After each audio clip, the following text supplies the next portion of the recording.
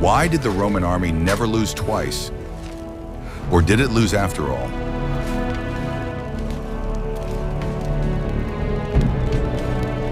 The real history of Rome is not a chronicle of continuous triumphs. It is a history of catastrophic, almost unimaginable defeats that should have wiped them off the map. The Battle of Cannae, the catastrophe in the Teutoburg forest, the defeat at Carrhae. In these battles, the Roman armies were not simply defeated, they were almost completely destroyed. Any other ancient power faced with such a situation would probably have signed a peace treaty on any terms and disappeared from the pages of history. But Rome always came back. It came back more organized, more methodical, and more effective than before. Rome's secret was not that it never fell. Its main secret was that it always rose again, having learned its lessons. The Roman military machine was, in essence, the world's first system built on learning from mistakes. Each crushing defeat was merely a prelude to a new, more perfect version of the army. They didn't just mourn their losses, they analyzed their causes with cold engineering precision. Watch the video to the end to learn how the Romans turned their worst nightmares and greatest humiliations into the foundation for a 1,000-year empire. What if I told you that everything you believed about Roman invincibility is not true? Their true strength did not lie in the fact that they never lost. It lay in their political and psychological refusal to accept defeat as the final outcome. For most states at that time, losing a decisive battle meant the end of the war. The king or leader would admit defeat, pay tribute, and become a vassal. That was the logic of the ancient world. Rome lived by completely different rules. After the Battle of Cannae, where, according to estimates, several tens of thousands of soldiers were lost, the Carthaginian commander Hannibal awaited envoys with a peace offer. He was confident that Rome was broken, but the envoys did not arrive. Instead, the Senate in Rome made a series of decisions that shocked Hannibal. They banned public mourning so as not to show weakness. They refused to ransom thousands of captured legionnaires from Hannibal, stating that Rome did not need soldiers who had allowed themselves to be taken prisoner. Moreover, the Senate immediately ordered new legions to be recruited. They armed even those who were not normally conscripted and prepared for a long, grueling war. Rome made it clear that the loss of its army was merely an unfortunate setback, not a reason to surrender. This approach was completely incomprehensible to their enemies. How can you fight when your best armies have been destroyed? But for the Romans, the war was only over when the enemy was completely subjugated, not when Rome lost a battle. This unyielding will was Rome's first and foremost shield. It gave the military machine time to work on its mistakes, regroup, and strike back. Without this political stubbornness, no military reform would have made sense. They saw defeat not as a sentence, but as a problem that needed to be solved. If the enemy was strong in cavalry, then a way had to be found to counter it. If the legions could not fight in the forest, then tactics had to be changed, or fighting in the forest had to be avoided. This mentality turned Rome into an enemy that could not be defeated once and for all. The destruction of one Roman army simply meant that in a year's time, a new one would appear in its place, one that would know much more about the enemy's tactics than the previous one. Is the Roman approach stubbornness or incredible willpower? We are very interested in hearing your point of view. What do you think about this reaction to total defeat? Write about it in the comments. And don't forget to subscribe to the channel so you don't miss our next investigations. Are you ready to learn the truth about what happened to an ordinary farmer when he joined the Roman legion? The secret lay not in brilliant commanders, but in a ruthless system known as disciplina militaris. This system was not just a set of rules, but an entire philosophy that turned civilians into soldiers. It demanded complete obedience and endurance. It was disciplina militaris that ensured that the army functioned as a single mechanism. While Rome's enemies often relied on individual bravery, the Romans relied on collective action. Each legionnaire was a cog in a machine that never failed. The basis of everything was daily, grueling drill. This process was monotonous and brutal, designed to push recruits to the limits of their physical abilities. Training began at dawn and ended only at sunset. The Roman historian Fabius wrote, "Victory in war depends not so much on bravery as on preparation." The Roman command understood that bravery in battle runs out, but skills that have been honed to perfection remain. Preparation meant predictability in the chaos of battle. Legionnaires trained every day, regardless of the weather. Whether it was the scorching sun of Gaul or the freezing rain of Germany, the drill never stopped. This tempered not only the body but also the spirit, accustoming soldiers to any adversity. These exercises were deliberately made difficult in order to build up reserves of strength. The principle was to make training harder than actual combat. Soldiers had to get used to constant discomfort and extreme exertion. Recruits spent hours learning how to wield weapons with heavy wooden swords and woven shields. This training equipment was often twice as heavy as real combat models. Strikes were practiced on poles dug into the ground to simulate the enemy.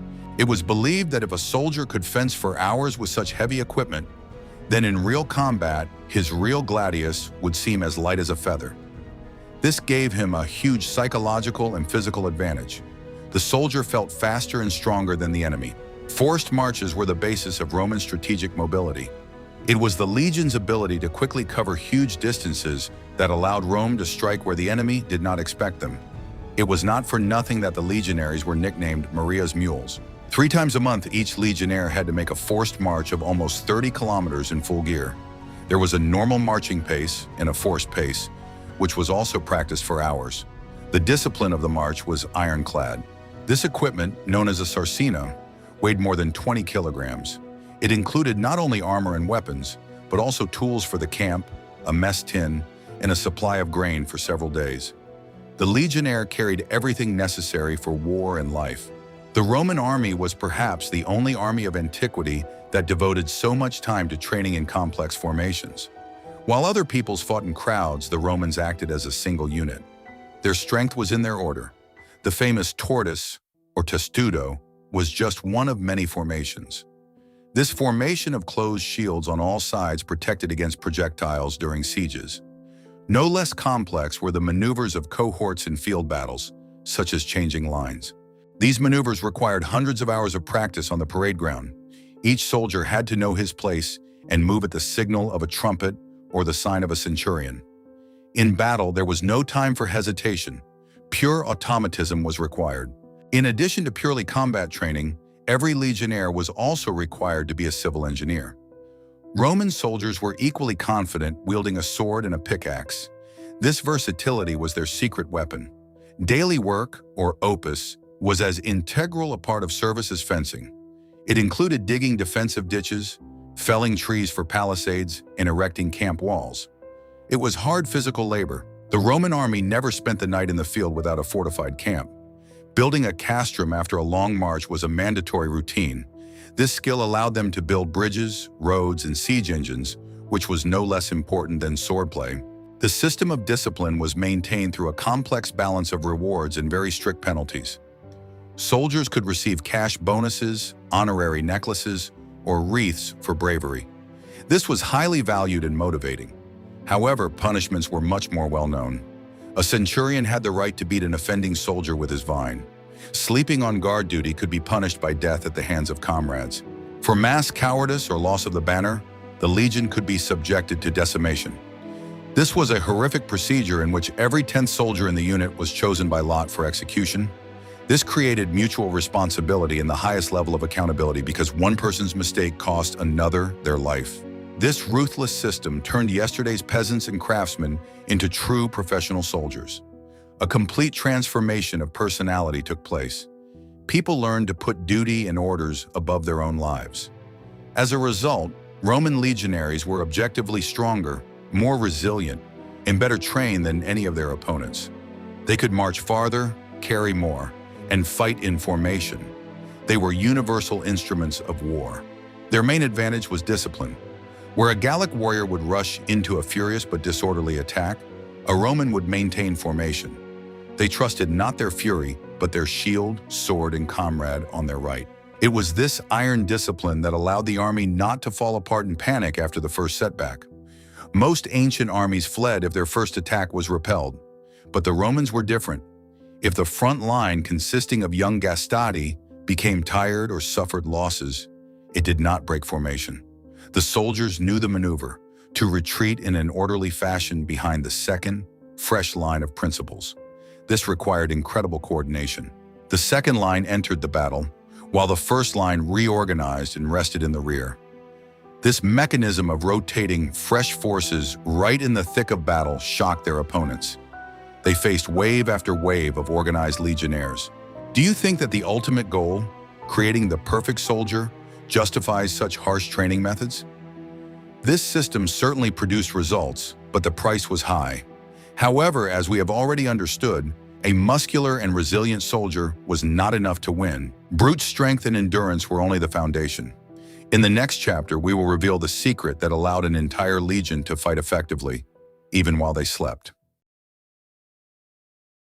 I will reveal the most closely guarded secret of the Roman army. It is not swords or eagles.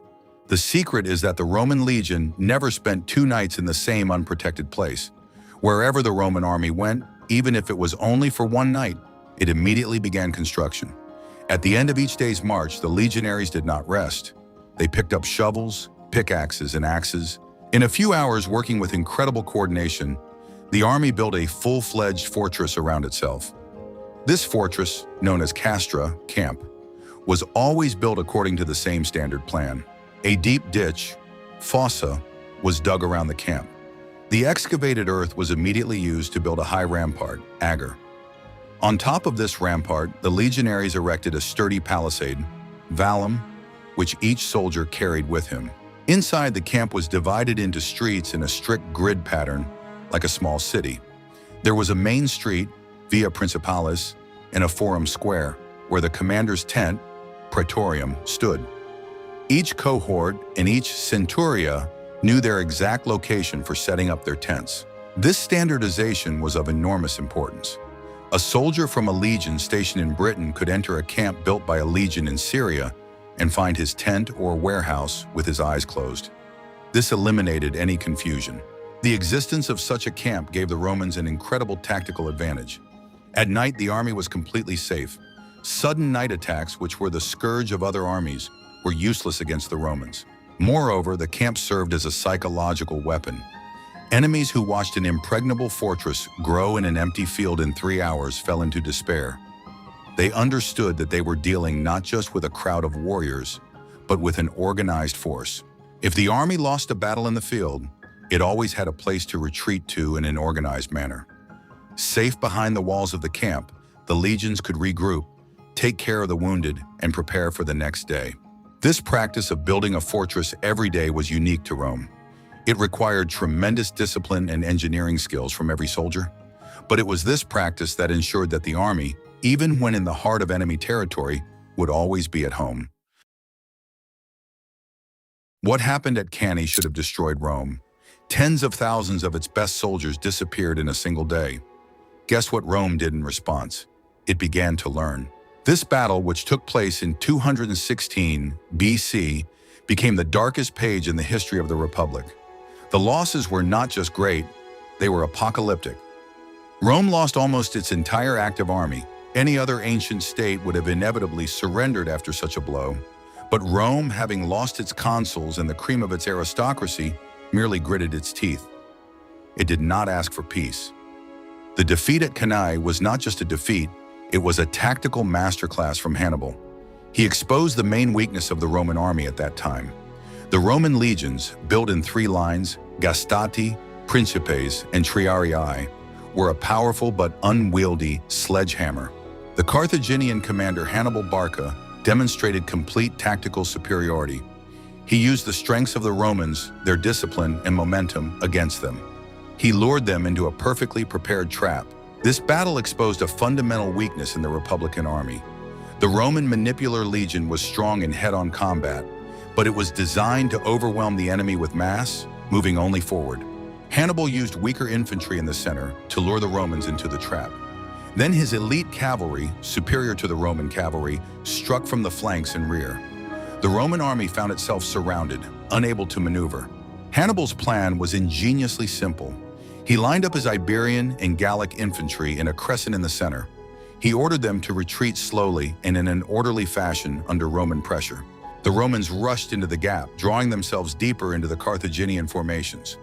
At that moment, Hannibal's elite Libyan infantry flanked them. At the same time, his cavalry defeated the weak Roman cavalry and closed the ring from the rear. Despite the shock, the Roman Senate began to analyze the situation. They realized that their traditional tactics no longer worked against such a flexible and cunning enemy. They needed reform. The news of the disaster plunged Rome into mourning and horror. However, the Senate did not waver and did not discuss the terms of surrender. Instead, the senators began a cold and sober analysis of the reasons for the defeat. It became clear that the old methods of warfare were outdated. The tactics that had brought victory over Pyrrhus or the Samnites were useless. They did not work against a genius like Hannibal, and change was needed. The answer was the so-called Fabius strategy. The commander Fabius Maximus, appointed dictator, ordered the army not to fight. He followed Hannibal closely, attacked his foragers, wore him down, but never gave him a decisive battle. The first emergency response was the appointment of a dictator. Quintus Fabius Maximus was appointed, earning the nickname Cunctator, meaning the delayer. His strategy was shockingly un-Roman. Fabius forbade his hastily assembled troops from engaging in open combat. He understood that the recruits were no match for Hannibal's veterans. His army followed the enemy like a shadow, keeping a safe distance in the hills. This was not done out of cowardice. Rome needed time to train new legions and, most importantly, to find an answer to Hannibal's tactics. Many in Rome accused Fabius of cowardice and indecision. They demanded battle and revenge. But the dictator understood what others, in their desperation, could not see. The Republic desperately needed a respite. It took time to recruit and train entirely new legions to replace those that had been destroyed. This time was also necessary to reflect on the lessons of Cannae. This answer was found by the commander Scipio, who later received the nickname Africanus. He carefully studied Hannibal's methods. He understood that the key to victory was flexibility and strong cavalry. The name of this answer is Publius Cornelius Scipio. He was one of the few officers who survived that hell. This experience hardened him and made him think differently from his predecessors. Scipio did not simply want revenge. He became Hannibal's best student. He thoroughly analyzed the Carthaginians' tactics and came to the conclusion that the Roman army must become just as flexible. Scipio reorganized the legion. Instead of the old maniples, the cohort became the basic unit, a larger and more flexible unit. A legion of 10 cohorts could maneuver more easily on the battlefield, allocate reserves, and respond to threats from the flanks. Upon taking command in Spain, Scipio immediately began his reforms. He moved away from the old rigid manipular system. He had seen its limitations at Cannae. The cohort became the new tactical unit. It was larger than the manipular and united soldiers from different lines. A legion divided into 10 cohorts could act not as a single sledgehammer, but as 10 fists. Moreover, Scipio did something that the Romans had not done before. He hired allied Numidian cavalry, which was not inferior in quality to Hannibal's cavalry. But the reform of the infantry was only half the battle. Scipio knew that all of Hannibal's victories had been won thanks to his superior cavalry. The Romans, on the other hand, traditionally neglected this branch of the military. Scipio resorted to diplomacy.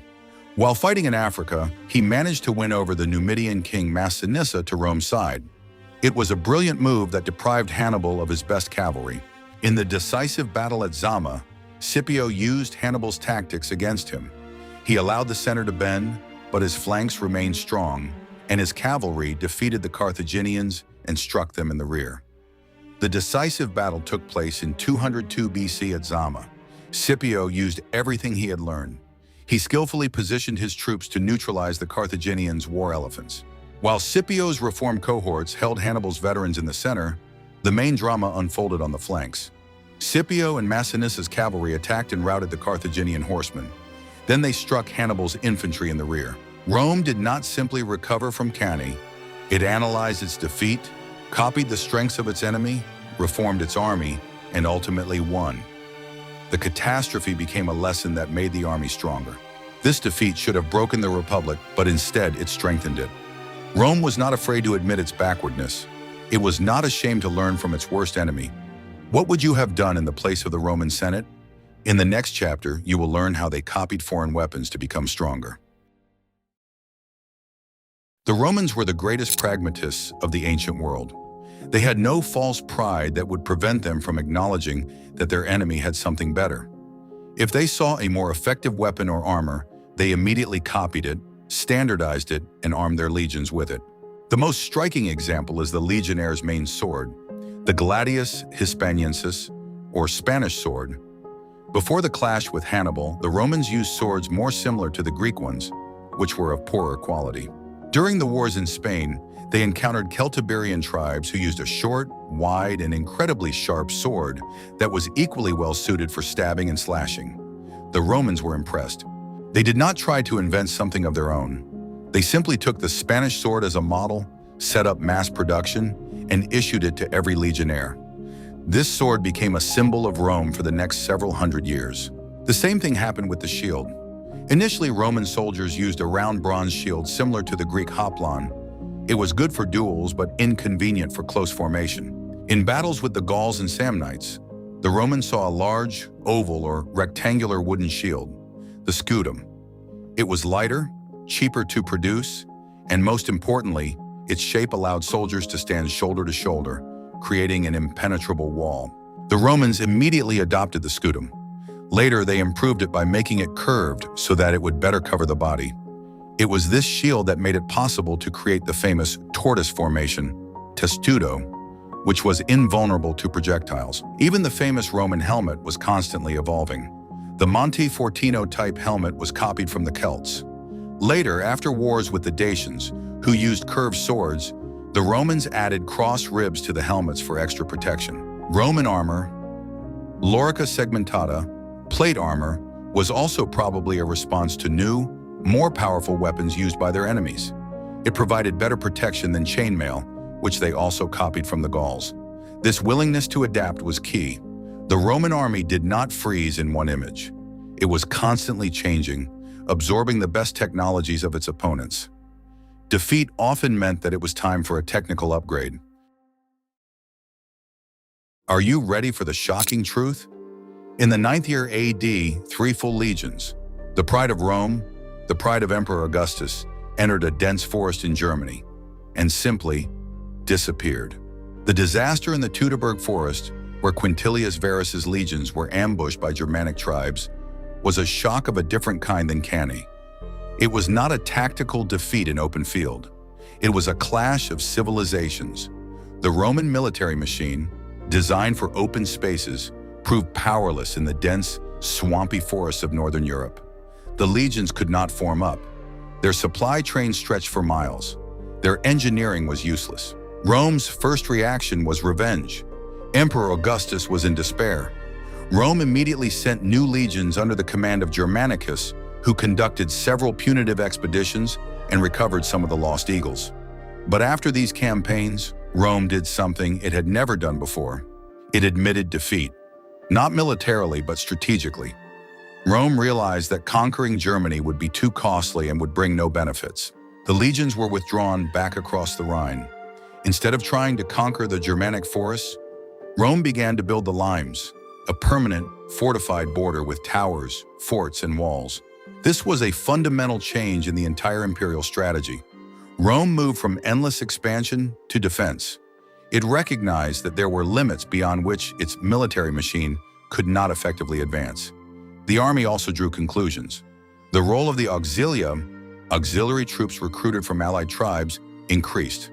These units, often Germans or Gauls, were much better at fighting in forests and rough terrain than the heavy legionaries.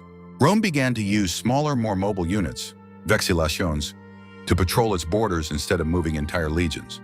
The Teutoburg forest taught Rome flexibility and an understanding of the landscape. This defeat did not lead to a reform of the sword or shield. It led to a reform of thinking. Rome learned not only how to fight, but also where to fight and where not to. Do you think that recognizing your weaknesses and setting boundaries is a sign of strength or weakness? But to maintain such boundaries, soldiers alone were not enough.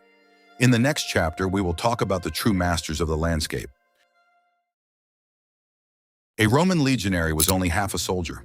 The other half of his time was spent as an engineer, builder, and digger.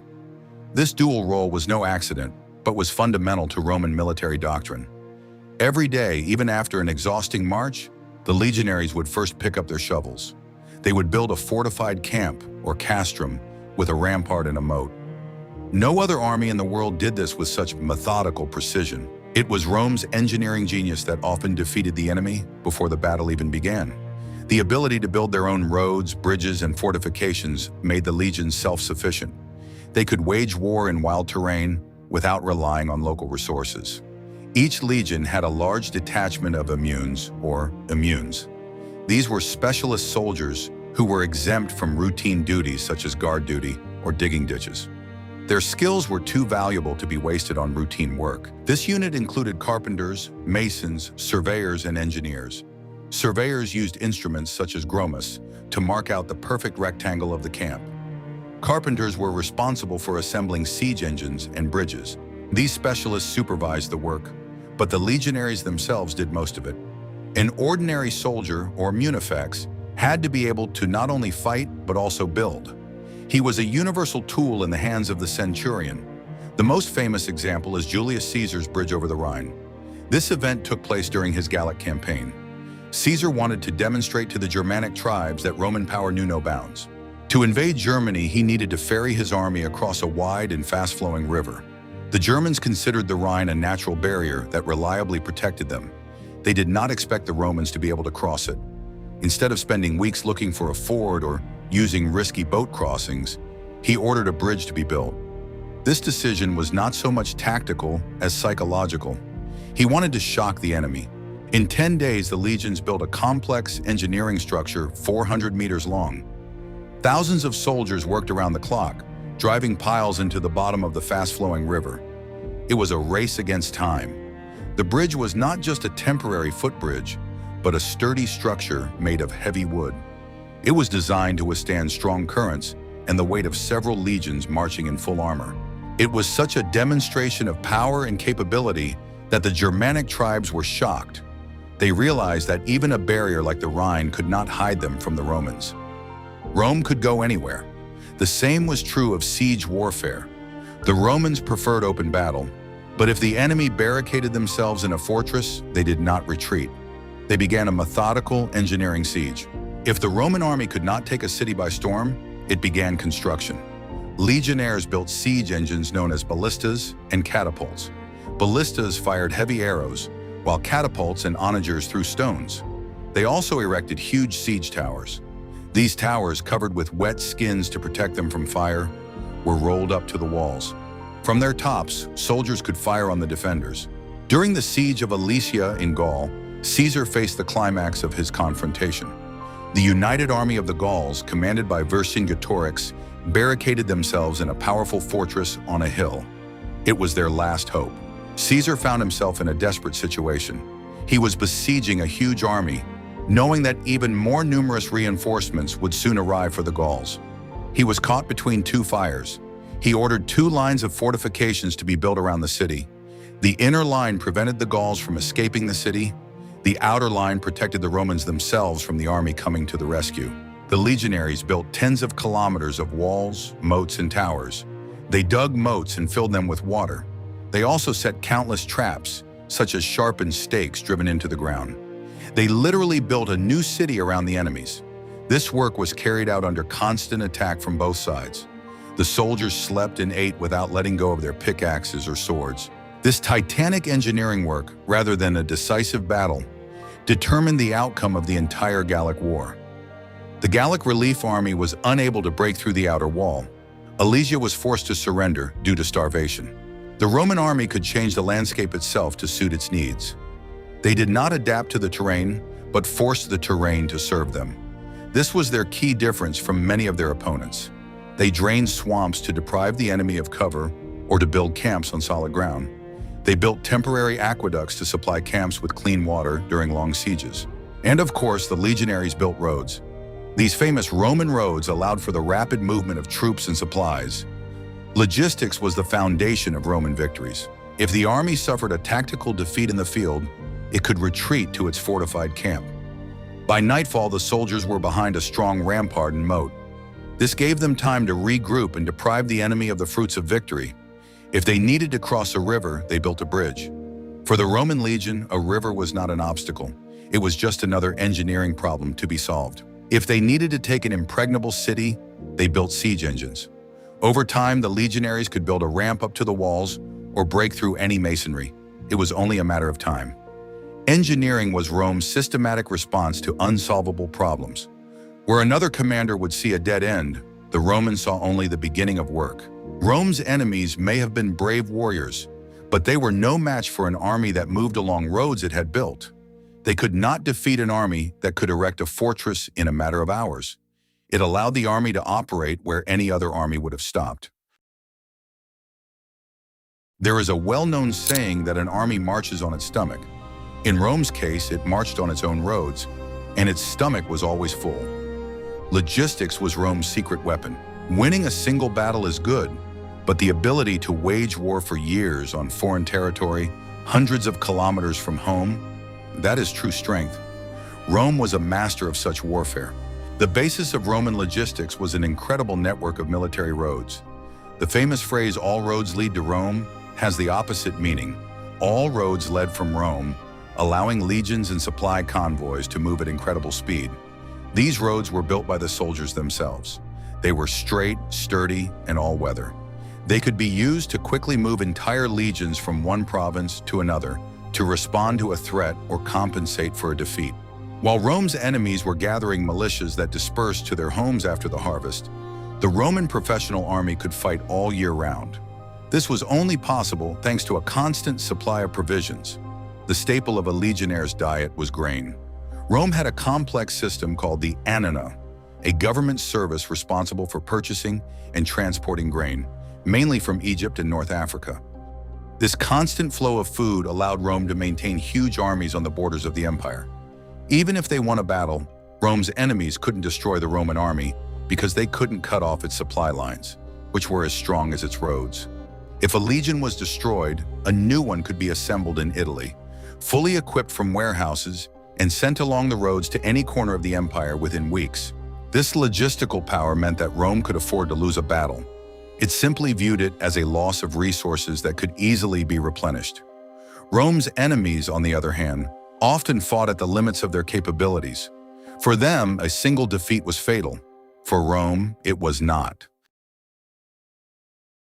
The system was important, but it was the people, the commanders and reformers, who analyzed mistakes and changed the system.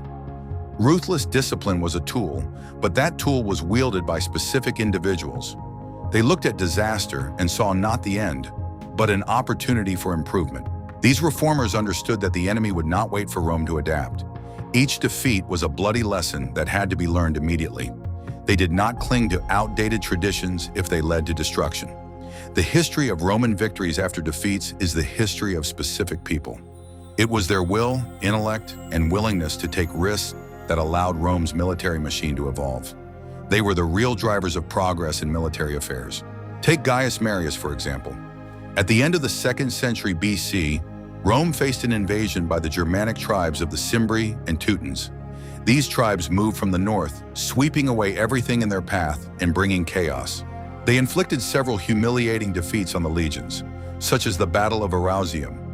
It was a disaster comparable in scale to Cannae. The Roman army was unprepared for the fury and sheer numbers of these barbarians. The old system of recruiting the army from landowners was failing. The farmers who formed the backbone of the legions were tied to their land. They could not serve for years away from home, and long campaigns completely ruined them.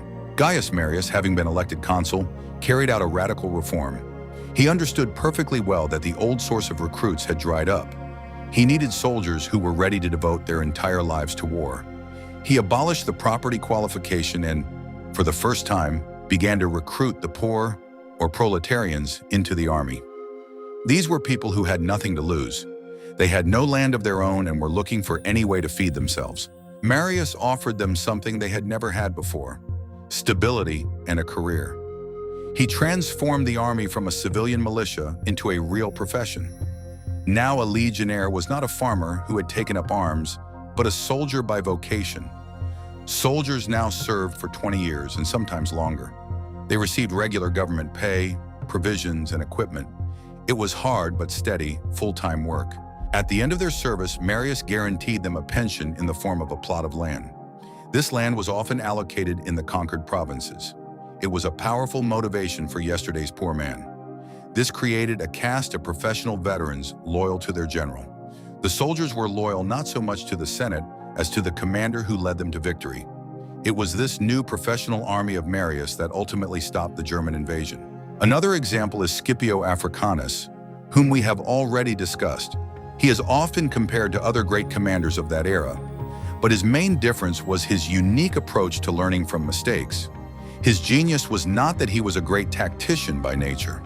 He was not born with the knowledge of how to defeat the Carthaginians. His genius lay in the fact that he was a great and diligent student. After surviving the horror of the Battle of Cannae, he did not fall into despair like many others. He began to ask the right questions. Why did we lose? What did the enemy do right that we did not? He was the only Roman commander of his time who understood how Hannibal fought. He realized that Hannibal did not win with his infantry center, but with quick maneuvers on the flanks. The key to victory was superior cavalry. He copied his emphasis on cavalry and tactical flexibility of formation. He reorganized the legions so that they could maneuver, not just march forward.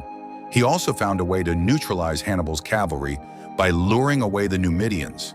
He essentially defeated Hannibal by becoming the Roman Hannibal. In the decisive battle at Zama, he used the enemy's weapon against him. It was a victory not of brute force, but of cold analysis and adaptation. Or take Julius Caesar. Fighting in Gaul, he was constantly confronted with a completely different type of warfare. The Gauls were brave warriors, but their tactics were unpredictable. They did not fight in tight formations like the Romans. They used ambushes in dense forests, surprise raids, and guerrilla tactics. They took full advantage of the characteristics of their wooded and swampy terrain. For the Roman legion, accustomed to the open fields of Italy, this was a serious challenge. The standard wall of shields tactic often did not work here. Caesar understood this very quickly and did not insist on it. Caesar did not try to impose a classic wall-to-wall battle on them every time. He adapted to guerrilla warfare. He understood that the Gauls should not be cut down in open fields, but outwitted and worn down. He used engineering to build fortresses and famous lines of fortifications, such as at Alesia.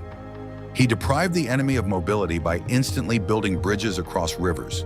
His legionaries often dug more than they fought. He relied on the incredible speed of his marches and the element of surprise, and he masterfully employed a policy of divide and rule. He used allied Gallic tribes to fight other Gauls, exploiting their knowledge of the terrain. These men, Marius, Scipio, Caesar, were not afraid to change the rules. They were not slaves to old traditions. For them, tradition was only useful as long as it brought victory. They saw a problem, whether it was defeat by Hannibal or the invasion of the Germanic tribes. They analyzed it soberly and changed the army to solve the problem. They changed the structure of the legion, the recruitment system, and the tactics of warfare. They were not just generals leading soldiers into battle. They were true crisis managers. They rebuilt Rome's military machine when it broke down, and each time they made it stronger. And now we come to the main, most fundamental secret of Rome. It is a secret that made all the other factors, discipline, engineering, adaptation, truly effective. This secret is an almost inexhaustible supply of manpower. The Roman system was built on an ingenious principle. It did not simply conquer peoples. It made them its allies, socii, and over time granted them Roman citizenship. What did this mean in practice? When Rome fought Hannibal, it had at its disposal not only the citizens of Rome itself, it had at its disposal soldiers from all over Italy, who were obliged to supply troops to the Roman army. After the disaster at Cannae, Rome lost perhaps a fifth of its entire male population of draft age. For any other power, this would have been the end. But Rome immediately turned to its allies and recruited new legions. Rome's enemies could not afford to do so. Hannibal's Carthaginian army consisted mainly of mercenaries. When he lost them in battle, it was very difficult for him to find replacements. When Pyrrhus, king of Epirus, fought Rome, he won several battles but suffered such heavy losses that he said, Another victory like this, and I will have no army left. Rome, on the other hand, could afford Pyrrhic victories over and over again. The loss of a legion was a tragedy, but not a strategic disaster. The Senate simply sent a new legion. This system gave Rome the right to make mistakes. A commander could lose a battle, an army could be destroyed, but Rome as a state continued the war. The enemy had to win every time. It was enough for Rome to win once in the end.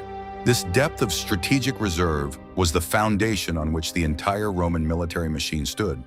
It gave time for analysis, for reforms, for training new soldiers, and for building new roads. Defeat for Rome was only a painful but necessary lesson, and for its enemies, victory over Rome was often only a postponement of the inevitable. So why did the Roman army never lose twice? Because defeat for the Romans was not the end of the story, but only the beginning. It was a signal for analysis, adaptation, and total reform. They changed their tactics after Cannae. They changed their equipment, copying it from their enemies. They changed their entire imperial strategy after Teutoburg. Discipline, engineering, logistics, and almost endless human resources turned every disaster into a painful but incredibly valuable lesson. Rome did not just create an army, it created a system that learned from its mistakes, and therein lay its genius. The history of Rome and its military machine is vast. We have only touched on the tip of how this system adapted and grew stronger after each fall. What other aspects of the Roman army, or perhaps the military reforms of other great empires, would you like to learn about? Please suggest topics for future videos in the comments. And of course, don't forget to subscribe to our channel so you don't miss our next research.